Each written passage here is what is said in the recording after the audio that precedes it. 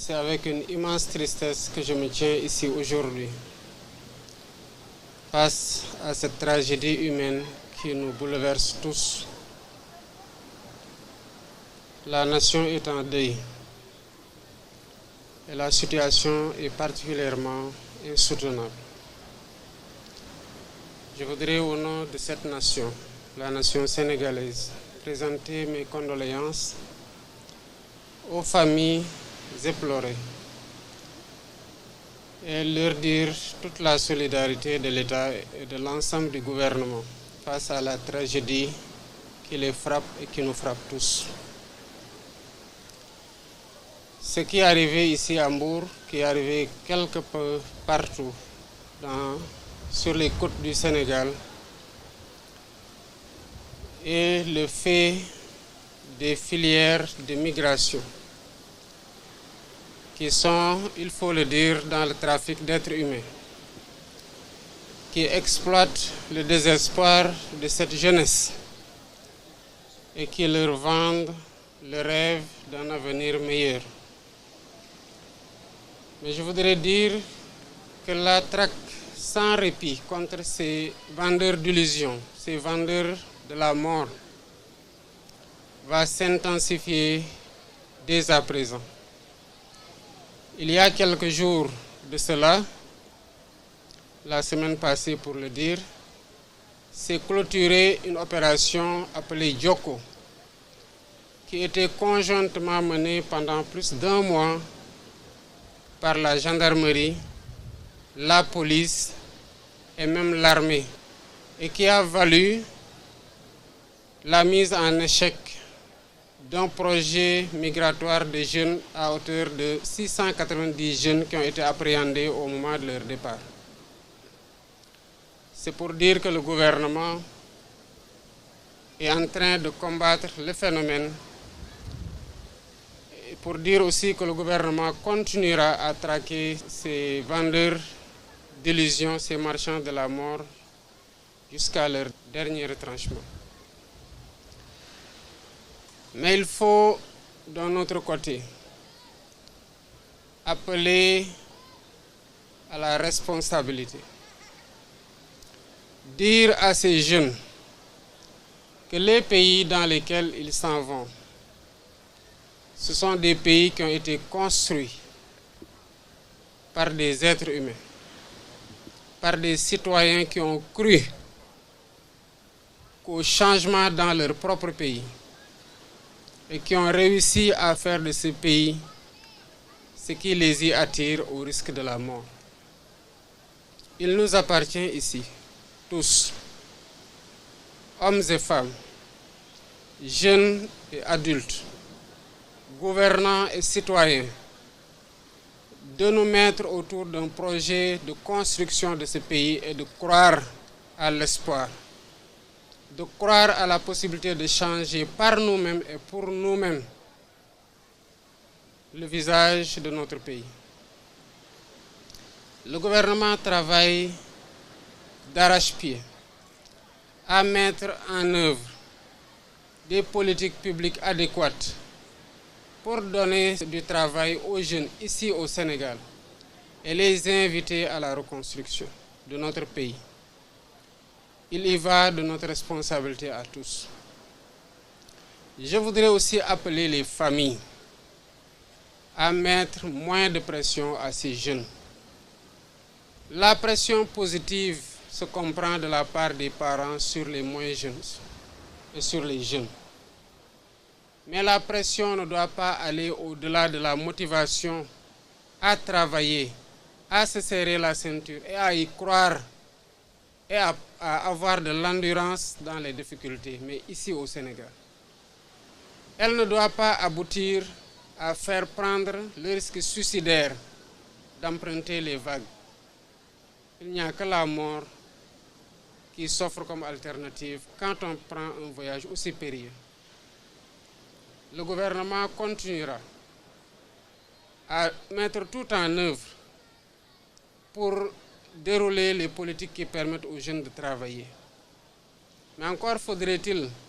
que l'ensemble de ces jeunes comprennent qu'il n'y a pas de sot métier. Les métiers que beaucoup d'entre eux exercent ici sont les mêmes qu'ils cherchent à exercer ailleurs ou même des métiers moins valorisés. S'il ne s'agissait que de jeunes qui n'ont pas de travail, encore on pourrait dire que c'est le chômage et c'est l'envie de se réaliser. On comprend leur désarroi. Mais il y en a qui ont du travail et qui veulent malgré tout arrêter de travailler et qui prennent les vagues. Cela ne peut être une option. Je voudrais aussi appeler à la solidarité des populations. Dans les prochains jours, le gouvernement mettra en place un numéro vert. Parce qu'il ne peut pas y avoir de départ dans les conditions où les gens empruntent la mer sans qu'il n'y en ait qui en sachent quelque chose. Mais ils ne doivent pas se taire parce que quand ils se taisent, c'est des centaines de jeunes qui perdent la vie. Et c'est ces jeunes-là qui doivent reconstruire le pays. C'est ces jeunes-là qui constituent l'espoir. Donc, les forces de l'ordre font un travail remarquable. Mais il faut que les populations, quand ce numéro vert-là sera mis en place incessamment, qu'ils se mettent à dénoncer les filières de migration et à dénoncer tous ceux qui sont en train de convoyer des jeunes vers les vagues de la mort. Il faut que les jeunes et les populations comprennent que la situation qui a fait prendre la mer à ces jeunes pendant des années ne peut être résolue du jour au lendemain. Il faut du temps pour que les solutions qui sont mises en place opèrent et que les conséquences positives se fassent ressentir. Entre-temps, il nous faut prendre notre destin en main en tant que Sénégalais ici au Sénégal et ne pas fuir les difficultés et les défis qui s'imposent au peuple sénégalais, jeunes, vieux, hommes et femmes qui doivent relever ces défis-là. Voilà ce que je voulais dire en présentant à nouveau toute ma compassion et la solidarité du gouvernement à l'ensemble du peuple sénégalais, mais aussi à l'ensemble des familles éplorées dans cette tragédie. maa ngi taxaw fii ci Mbour ci plage bi ak tiis ak naqar gu mag gu amul fu ñu ko mën a xayma li xew fii musiba la te musiba mënu ko weesu ndax bu ñu waxee ne am na gaal gu am lu mat juróom-ñett fukki nit ñu génnee ci ñeent kese ñoo xamante ne ñu ngi dund boobu ba tey ñu ropp ci lu mat fanweer ak juróom-ñaar ñeneen ñi gisuñu ko jéeye ci réew musiba mënul weesu loolu ñii def lii nag di jël ndaw ñi ci seen naqar ak seen ñàkk liggéey gu ñu nekkee ñenn ñi sax am fi liggéey waaye ñu di leen gëmloo ne feneen moo gën ba tax ñuy jël alal guñ ciy dàq rek tax ñu jël ndaw ñooñu di leen yóbbu ci géej gi pour yóbbu leen Espagne wala feneen ñooñu gouvernement bi dina ko jëflante ak ñoom ba mu mat sëkk te dinañ taral daan yi te dinañ leen rëbb ba fépp fu ñu mënte nag ñu fekk leen fa ndax lii mënta wéy kon li xew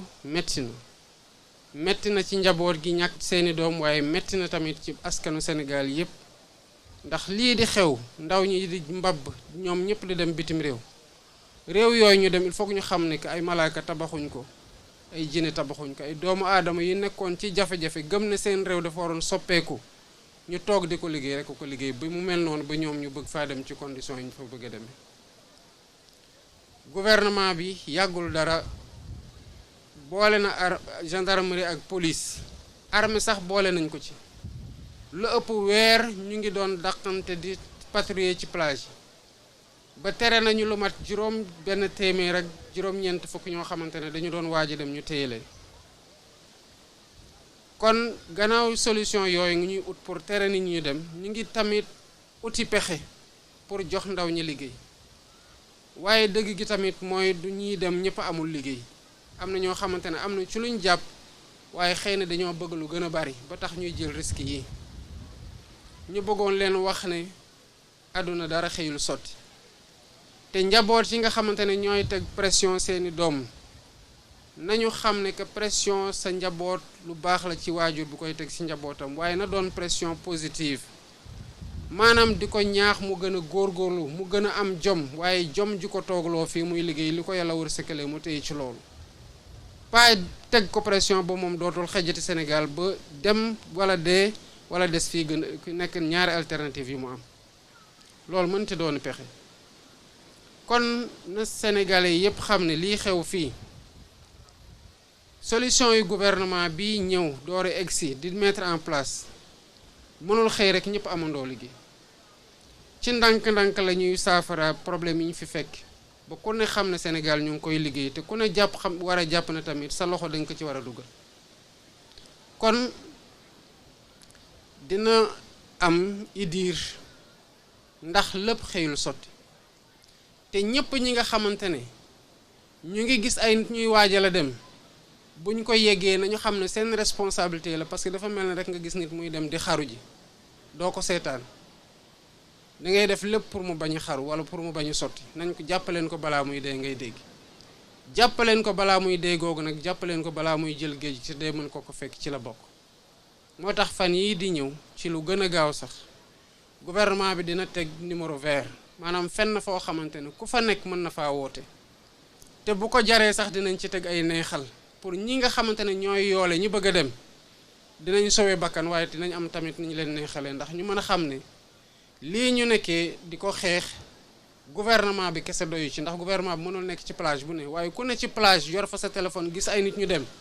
xamal ne jéey gu toll nii war na ci mën a am kon sa responsabilité en tant que jullit mooy ku gëm nga war a mën a tere nit ñi jël risque bu toll nii lu xew nii ñu ne 80 personnes ñoo ci nekkoon te 4 rek ñoo ci rescapé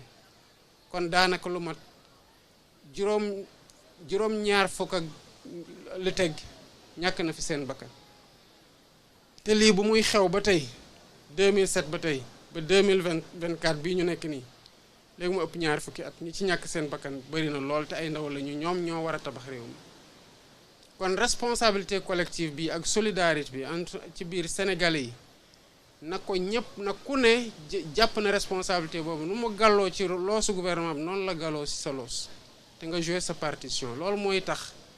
en attendant que solution yi ñuy mettre en œuvre maanaam pexe yi ñuy nas wane résultat yi ñuy xaar ku ci ne nekk un sentinelle par rapport ak migration yi di xew kon lii moo nekkoon li nga xamante ne bëgg naa ko fi jukki ci ay kaddu te delluwaat masawu njaboot gi yëpp ñu ñàkk seen doom masawu askanu Sénégal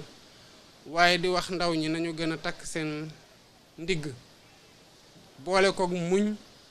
te ñu booloo liggéey réew mi balaa muy yàgg incha allah dañu commencé gis résultat yi nga xamante ne ñoom lañ diglanteeg ñoom waaye réew mi kenn du jóge bitim réew di ñu ko tabaxal ni waa bitim réew toogee ba tabax seen réew ba mu mel ni suñu doom yi di jël risque dee pour dem fa noonu la ñu war a toogee fii gëm ne réew mi fii lay changer bu amee lu ci doxul ñun ñëpp ko war a jubbanti ndax ku ne am nga fi responsabilité te fii la ñu yàlla tanal salaamaaleykum wa rahmatullah